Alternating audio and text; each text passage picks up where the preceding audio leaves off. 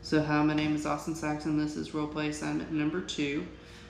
So for this assignment, we had to identify the 3 most important aspects of the buyer's business for each case. We had to identify jargon and observe their body language and discuss how that may have interfered with our ability to identify the biggest concerns for each case. And then 3, what techniques we would use as a seller to understand the buyer and if there were any problems. Okay, so for case number 1, Sphere 1 production,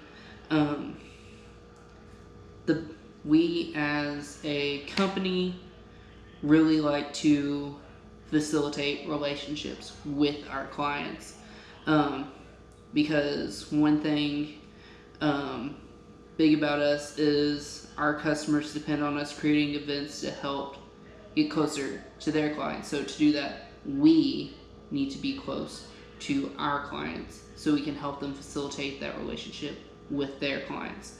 And so that's why they come to us, because they know we can get the job done. And the relationship we actually have with our clients would be a strategic partnership. And we have a strategic partnership because it lessens the confusion of what's going on for like the work we do and the work that they're already doing as a company themselves. And it just creates that smoother transition that everyone is looking for. And then 3, we work very closely with our clients to make sure that the signage cooperates into their positioning objectives. And of course, if you don't know what signage is the signs that use the client's logo or slogan. So if we design something for our client, we make sure we use the proper signage and that it looks good so it doesn't reflect poorly on our client to their clients. And again, positioning objectives just means the position they're trying to occupy in the mind of their consumer. So again, making it appealing to their clients. And of course, just some jargon used in this case number 1 would be positioning objectives, which I defined earlier as the position they want to occupy in the minds of their consumers. And then, of course, signage, which is signs that you have the client's logo and slogan on it, which could be anything with a cocktail napkin with the client's logo on there, or just a flyer.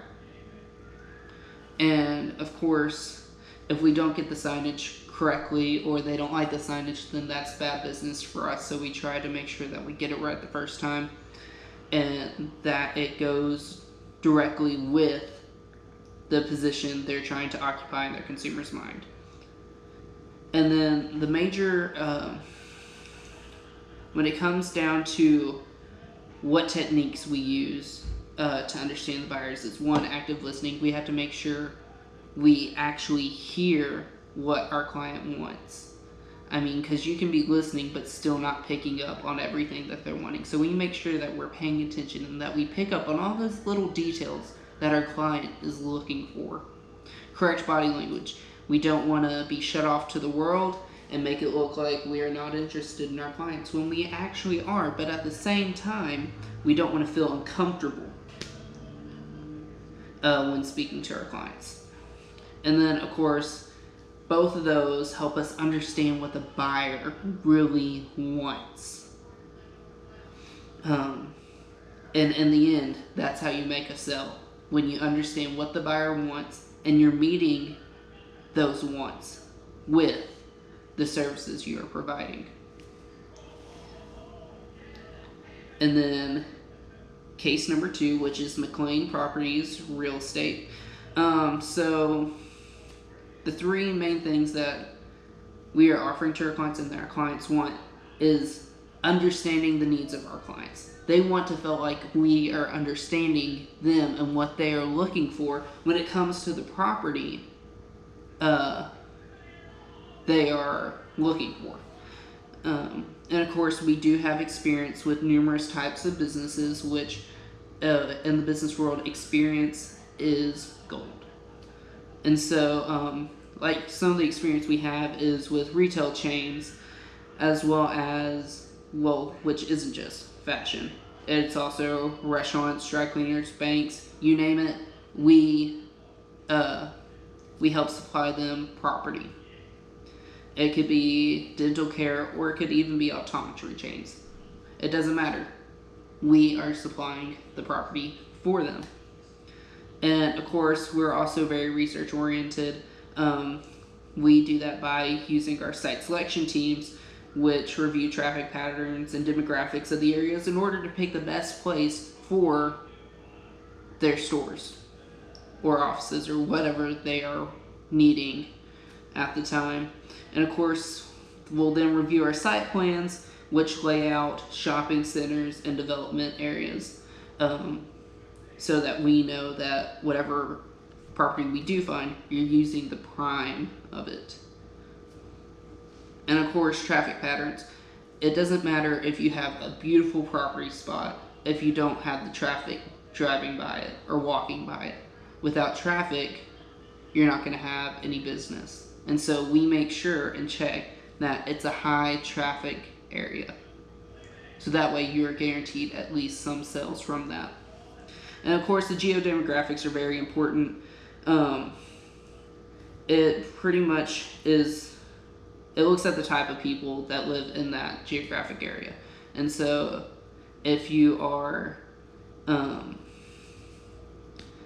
let's just say if you are a high-end fashion dealer, you're not going to the slums of that city. You're going to be in the high-end part of the city, near like condos and places like that.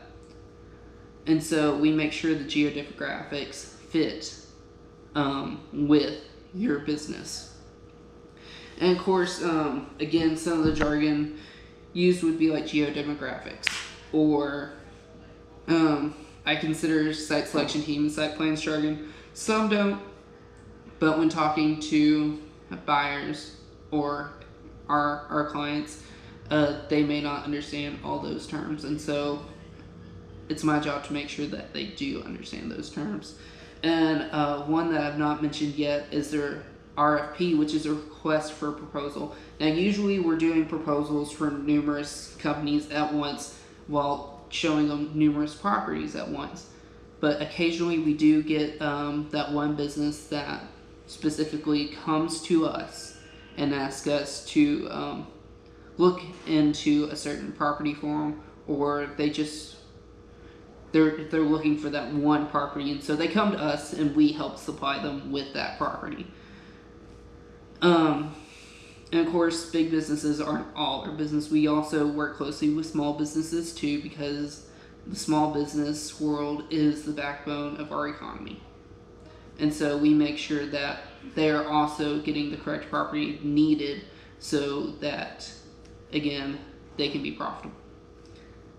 And again, active listening, we hear what our clients are looking for.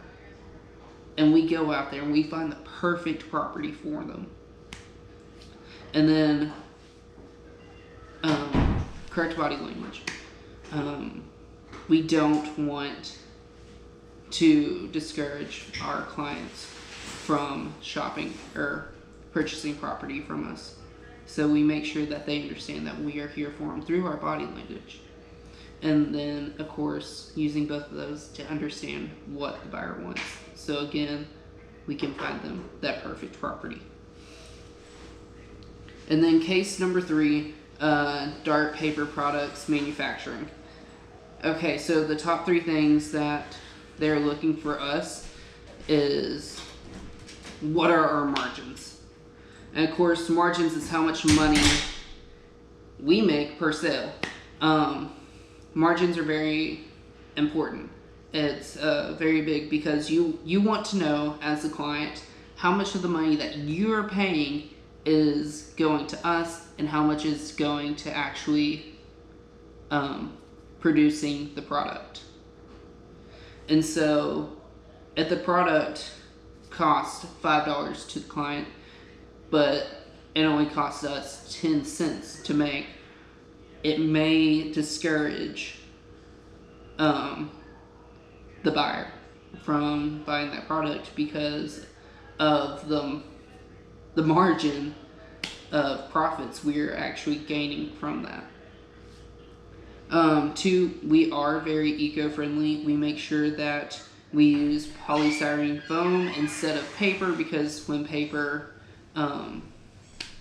breaks down, it releases methane into the atmosphere, which again, methane is a greenhouse gas and it harms the earth. And so, if you didn't know, polystyrene foam is just a foam cup, and it actually makes up one of the smallest percentages of municipal solid waste, also known as MSW. And then upselling. We teach our clients how to upsell. Selling, which is selling a higher priced product. So more like luxury goods. One example that we usually give our clients is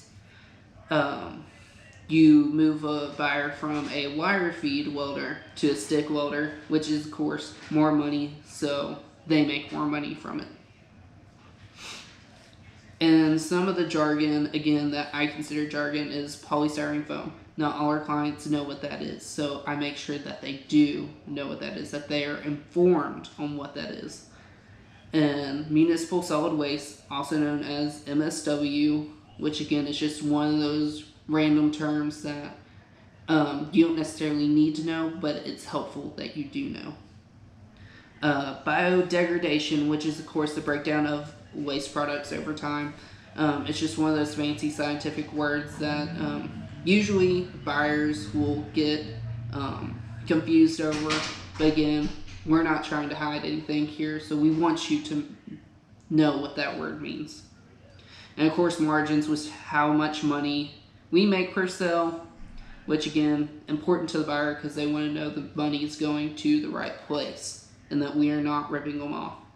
Turnover, which isn't as important, it's how fast we sell our products, which is our turnover rate is actually pretty good at the moment. But again, it's not as important as margins, how much money we're actually making from the products we sell. And again, upselling is taking, convincing the buyer from buying a lower product and instead buying the higher end product. Again, the lower end product being a wire feed welder and the higher end product being a stick welder. Yes, we are a paper business, but that is the best example we have. And again, we are constantly using active listening, correct body language, and then again, we use that to understand what you, the buyer, is wanting from us, who is the seller.